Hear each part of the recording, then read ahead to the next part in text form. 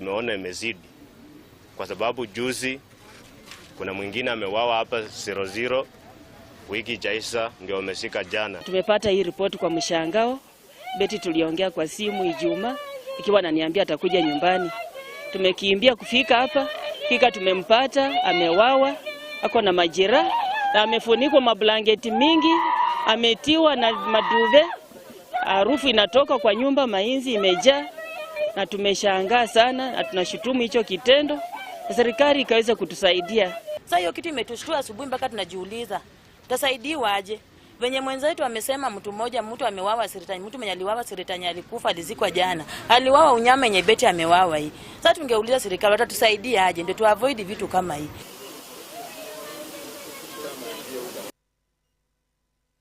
Indeed, a very sad state of affairs there, but on to a lighter note, as preparations to swear in governors is at the final stages across 45 counties on Thursday. Plans are complete, ready to swear in Wavinya Nditi as the first woman governor in Machakos County. Residents have been urged to turn up in large numbers at Kenyatta Stadium in Machakos town. All preparations are ready and we are ready to go. The committee has been working day and night to ensure the celebrations and the transition continue very well. And I'm happy to report that so far so good. And we are ready to receive all visitors, and we are already even transitioning in the new government. The governor-elect, together with the deputy governor-elect, will be sworn in as a new governor and deputy governor of our county government of Machakos. And at the same time, transfer of power and authority will be done from the outgoing governor to the incoming governor, and different powers of authority and symbols will be exchanged, including the county flag, the county coat of arms, the constitution, and also the county public seal. Let's now move down to the coast, where stakeholders in Kilifi County are demanding the amendment of the controversial reproductive health law. The stakeholders want a revised sexual reproductive health law by the newly formed Kilifi County government. The current law that came into effect in 2016 is said to have failed to consider crucial issues such as maternal health and family planning for the adolescents. Ilipita mwaka 2016 na bunge la kaunti ya Kilifi ikaipitisha. Na baadaye sisi washirika wa mashirika ya raia tukaona kuna shida, na hasa shida kubwa hasa ilikuwa ni vile vigezo vinavyohusiana na afya ya mama na pia watoto wachanga na vijana wanaobalehe haikuwa imeangaziwa ipasavyo, kama maelezi ya kutosha kuhusu utunzwaji wa viaji mimba kama mama au msichana amepata shida ambayo imelazimu afya mimba, na pia kuna swala zima la ni swala gani la afya ya kina mama limeangaziwa vipi, ule muda na yale masuala ambayo yanafungamana nayo, ikiwemo zile huduma na pia wale ambao wanapeana huduma hizo. Taifa ni sheria ambayo ni gatuzi la Kilifi, na kama tunavyojua kaunti mbalimbali ziko na maumbile yake tofauti. Kwa hivyo jambo moja ambalo tumeona pakubwa hapa Kilifi ni mambo kama changamoto ya mimba za mapema, vitu kama vile. Kwa hivyo masuala mengine ambayo yanaangaziwa katika hii sheria, je, wasichana wadogo wana haki na wamewezeshwa kupata vifaa ambavyo vitawasaidia kukinga mimba? And still in Kilifi County, environmental conservationists in Malindi have raised concern over a sewage treatment plant in Sabaki area. The World Bank-funded project is facing headwinds over its safety to the environment. Led by Hippo Camp organization Dominic Kiplagat, the group wants the environmental impact assessment report to be made public to allay fears of pollution that will be detrimental to conservation work. There has been a problem coming along the river. There is a new project that is coming, and this project is being funded by the World Bank. And we, as the community and the people who are dealing with conservation, are concerned because we did not get an impact assessment report, and they are going to construct a sewage plant here. And we are scared that all the residues will be put in the rivers and maybe pollute the rivers, and the species that will be there will perish. So we are trying to say that we need to go back to the drawing board and find a way to see that we don't pollute our river. Parts of Malindi are below sea level, so doing the conventional seaward was really a challenge. So we opted to do non-seaward sanitation. Non-seaward sanitation in Malindi town. So to start up the process, we opted first of all to do a treatment plant. So we got funding from the World Bank. This is a loan, which is partly loan, partly grant. We developed the plant, in terms of the drains and everything.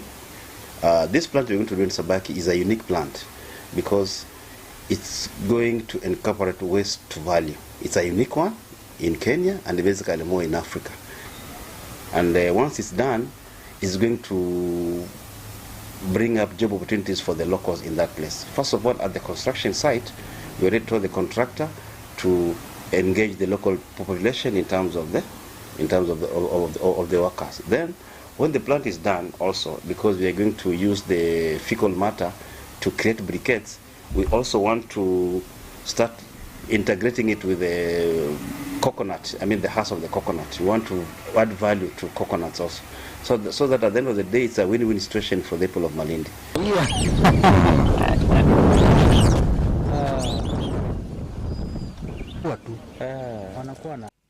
And maize farmers in Nakuru are counting losses after maize worth millions of shillings was destroyed by frost. This comes at a time when consumers are grappling with the high prices of maize flour. The situation has been worsened by the harsh weather conditions and the high prices of farm inputs, mainly fertilizers and chemicals. According to John Kamanja, an extension officer with the Ministry of Agriculture, the lower regions of the county were the most affected by the frost.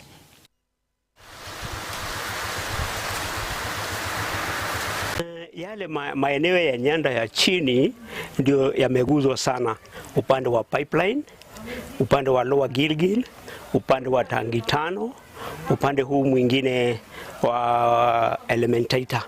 Lakini kwa upande huu wa Dondori ambao ni nyanda za juu haukuguzwa sana. Huwa hiyo tunayoita frost kuchoma sana kule nyanda za chini ambako baridi ikitoka milimani ikishaanguka kule chini ndio huwa inachoma. Baridi ikifamia mahindi ile anatoa ikiwa kitu miezi mbili venye tulipanda tu ikafika miezi mbili baridi ikaanguka, so ikachomeka.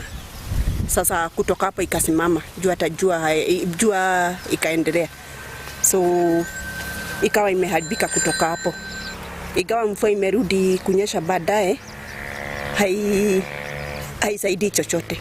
Kwa shamba yenye nilikuwa nimepanda mahindi niko na kama eka 2, na kawaida wakati kuna mafuno huwa na harvest hata 40 bags, lakini mwaka huu atakufikisha gunia 2, ni Mungu tu aonekane. Imechelewa kidogo kwa sababu ya vile mvua ilivyokuja ikiwa imechelewa, na baada ya kupanda tukawa na tumaini chakula kaenda vizuri sana, tukawa na tumaini ya kwamba tutaweza kupokea mavuno mazuri. Lakini baadaye mvua ikakosa. Ilipokosa kukawa pia na baridi, jua likawa kali. Kwa hivyo tegemeo letu wakati tulipokuwa tunategemea, pia kukawa na wadudu ambao walivamia. Tukawa ya kwamba chakula chetu kimeharibika. Mahali ambapo tunategemea kwamba especially nchi yetu, mahali chakula kinaweza kuwa kinatoka, hakuna matumaini. Kwa hivyo vile naweza kumwambia Mkenya mwenzangu ni kwamba pia ni vizuri kutolalamika na pia kuingia katika kazi ambayo itakayosaidia aweze kujaribu kujinufaisha katika maisha yake. Moving on, Kisii County is the latest beneficiary of the Electronic Government Farm Input Subsidy Program. Area farmers can now access the inputs from an online purchase system, e-voucher, through their cell phones at a cost of 60%, while the government foots the remaining 40%. The program started with 12 counties dealing with English potato, rice and coffee production before expanding to 25 counties. The benefits from the e-voucher include fertilizers, agrochemicals and herbicides, all termed as timely interventions for optimum agricultural production.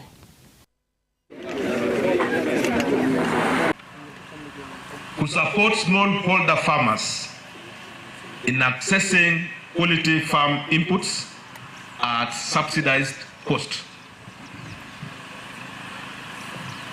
Serikali inachukua asilimia 40 ama 40%, kisha mkulima anajaza ile pengo inaobaki asilimia 60 ama 60%.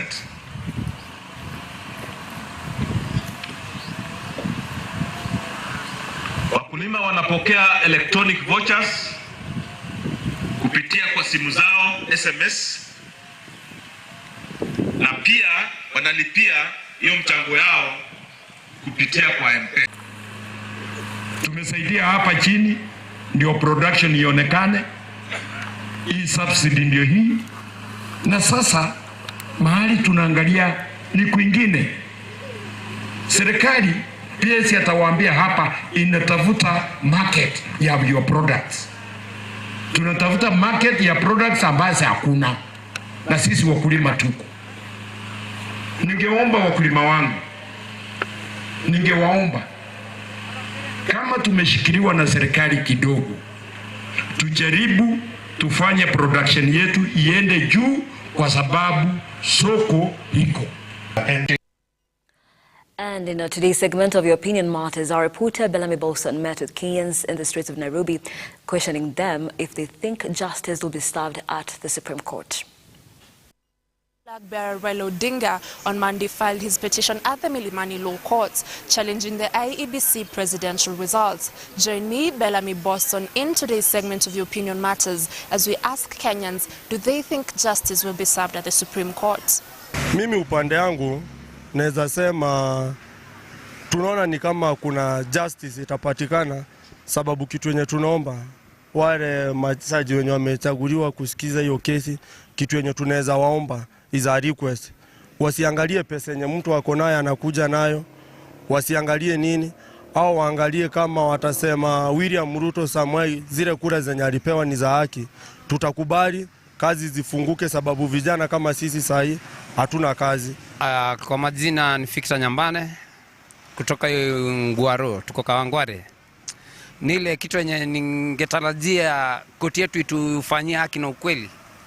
Wasijai tegemea pande nyingine moja juu yenyewe wako na haki yao ya pesa. Sisi ile kitu yenye tunataka demokrasia yenyewe, sisi wenyewe kama Kenya tunafaa tufuatilie mambo ya demokrasia.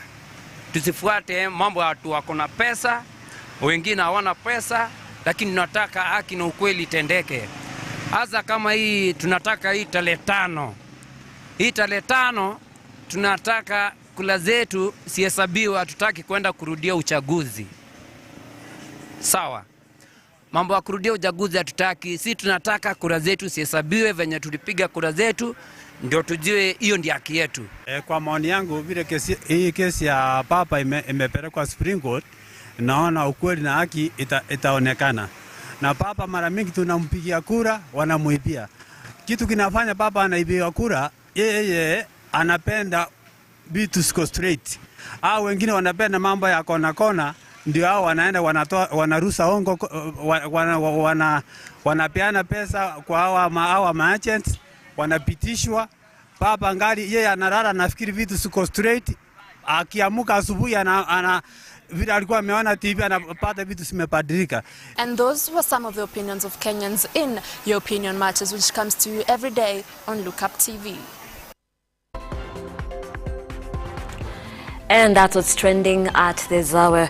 And of course, some of the stories that we are following up for you. Remember, the campaigns are on for the different counties and constituencies that are set to hold their elections on the 29th of August, which is Monday. We're following up that. And of course, the running mate of Deputy President William Ruto is at Nakuru Rongai. That is a story we are following up. Of course, doing campaigns, as well as the Azimio flag bearer Raila Odinga, who is at the coast campaigning for candidate Abdul Swamad. And of course, we're also keeping up with the Supreme Court as the IEBC filed submissions. We have that and so much more in our subsequent bulletins at 6:30 p.m. and 8 p.m. Thank you for watching. I am Nelima. Have a lovely afternoon.